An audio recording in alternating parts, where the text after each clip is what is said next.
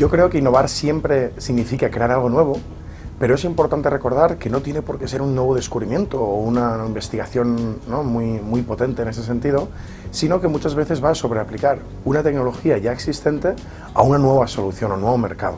De hecho, nosotros en Google tenemos el departamento de Google X, que tiene grandes proyectos como el del coche autónomo, que estoy seguro que habéis escuchado.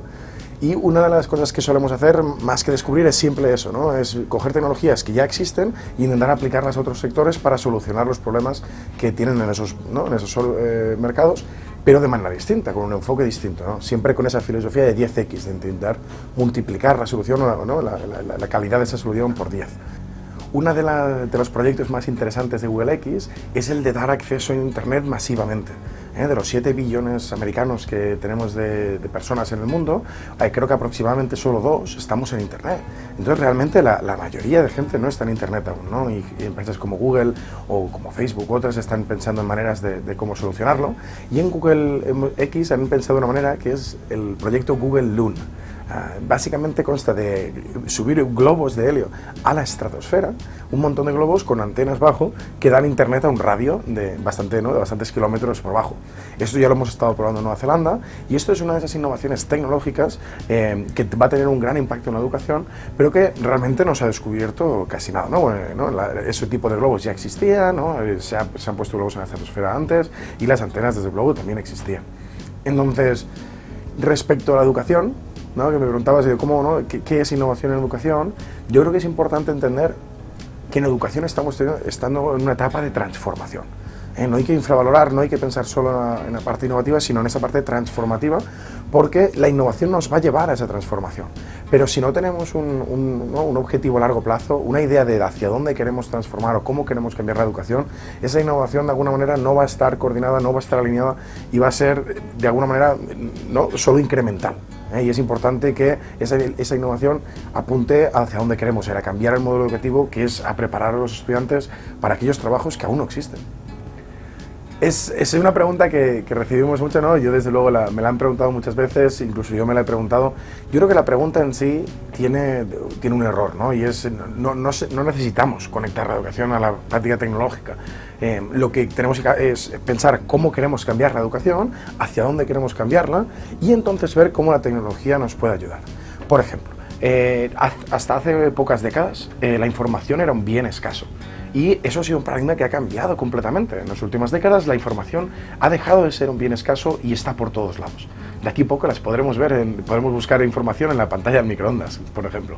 ¿Y qué pasa? Que eso cambia realmente el valor de lo que estamos educando y de lo que estamos enseñando. Hasta hace poco tiempo nos enfocábamos en transmitir conocimiento a los estudiantes para prepararlos para el mercado laboral y ahora son diferentes cosas las que se están pidiendo. Las top 3 habilidades, de acuerdo a varios estudios, por ejemplo uno del Economist, son trabajo en equipo, solución de problemas y comunicación. Y son estas 3 competencias las que tenemos que tener en cuenta y que tenemos que mantener en mente cuando decimos cómo queremos educar, cómo va a ser esa clase de aquí 10 años o de aquí 1 año, del año que viene incluso, ¿no? Realmente esto es un presente. Y entonces ver, oye, y la tecnología existente y las diferentes tecnologías, tanto las que se aplican en la educación como a lo mejor las que no se aplican, cómo las podemos usar para conseguir esos objetivos pedagógicos. Es importante no tener objetivos tecnológicos.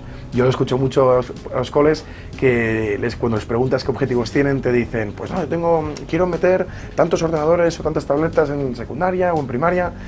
Y yo siempre les corrijo, digo, eso es un objetivo tecnológico. Vosotros sois un colegio, tenéis que tener objetivos pedagógicos. Y veremos cómo la tecnología os puede ayudar. Bueno, yo creo que haces un buen punto. Nosotros, una de las principales herramientas que ofrecemos a educación es Google Apps for Education, que es la suite de trabajo y comunicación para educación, que es totalmente gratuita. Es que gratuita sin asteriscos, gratuita para profesores, para alumnos, incluso para los padres de los alumnos, si quieren darle cuentas para facilitar la comunicación. Y esta herramienta, desde luego, no tiene coste. Ahora, yo creo que es importante no infravalorar que una transformación y que, desde luego, una tecnologización, como sí está pasando en el sector educativo, requiere de una inversión. Pero yo estoy viendo que cuando no estamos viendo innovación o cuando no estamos viendo esa transformación pasar en los colegios o no, en ciertos ámbitos, no es la parte financiera la que nos está parando, no en absoluto. Porque al final la gran mayoría de colegios tienen acceso a Internet, todo el contenido está en Internet. Google Apps apenas requiere conexión, no necesitamos casi ancho de banda, o sea, creo que poquitos kbytes, 6 o 7 kbytes por usuario concurrente, etc. Y hay muchas maneras, tanto con tecnología como sin, de innovar en la clase. Entonces yo creo que la resistencia al cambio es verdaderamente la piedra en el camino, la que tenemos que quitarnos del medio. Tenemos que dejar de hacer caso o de respetar el argumento, aquí siempre lo hemos hecho así, o yo esto es lo que conozco. Eso no vale, eso a lo mejor esa es justamente la razón por la que hay que cambiarlo. Decíamos, se dice muy frecuentemente, lo único constante es el cambio, y eso cada vez es más cierto. Esa es una pregunta que nos hacemos muchísimos, ¿no? Y de hecho algunos profesores dicen, bueno, y ahora voy a cambiar esto de aquí 5 años, ¿qué, no? Me gusta también compararlo a hace 5 años para ver un poquito, ¿no?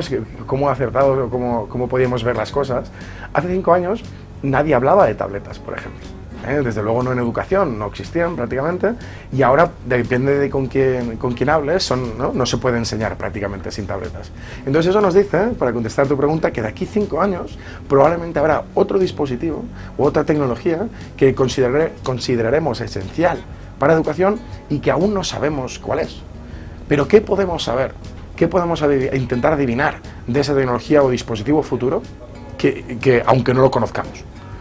Probablemente lo único que podamos estar seguros de que esa tecnología tendrá es conexión a Internet. Al final no sabemos si serán unas gafas, un chip, un reloj, si vendrá de Google, de otras empresas, de una startup, de qué país vendrá, pero parece que tenemos claro que Internet es la plataforma de aprendizaje más democrática y más abierta que hay, entre otras cosas porque no pertenece a nadie.